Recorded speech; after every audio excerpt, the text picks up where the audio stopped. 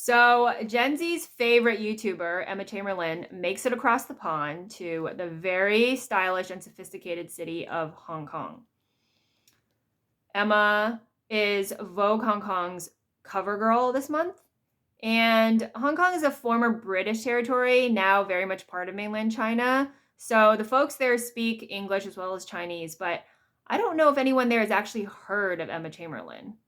Emma is clearly very beloved among Gen Z in the US, increasingly also in Europe, as she's now fronting ad campaigns for major global beauty brands like Lancome.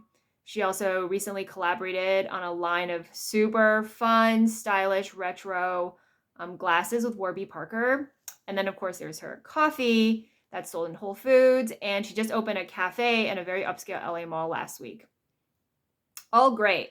But again, not sure if people thousands of miles away in Hong Kong know her, especially because of how dicey the social media situation is.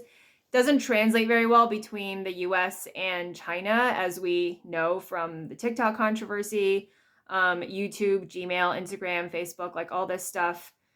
You need to be incredibly savvy with firewalls in China if you want to access any of that. So again, not sure how much of a fixture she is in China, if at all. But nonetheless, I mean, she looks great in the cover shoot. She looks very much herself. She's, of course, more of a vintage person. That's what she's known for thrifting really fun stuff.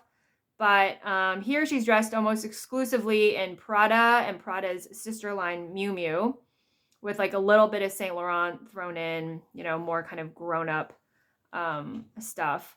I'm just curious also why they didn't feature any Asian designers whatsoever. If you do look on Vogue Hong Kong's website, yes, there are a lot of more just US and European based stories, but there is quite a bit of content with Asian singers, actresses, models, and the like. So it's like, well, why not feature an actual Asian designer, right? Like in a cover photo shoot. Also, because Emma is so known for her thrifting prowess and her vintage taste, I mean, there's a lot of great Asian vintage in Hong Kong and in Asia. She would look great in like a contemporized version of a cheongsam or qipao, which is the kind of dress that Maggie Cheung wore in the Mood for Love, for instance.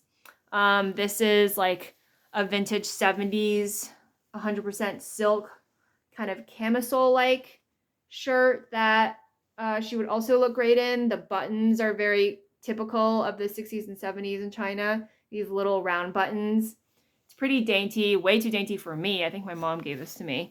But it would look great with, a Miu Miu skirt and Emma's typical chunky Mary Janes. I think I'm going to have to raise this with the Vogue design team.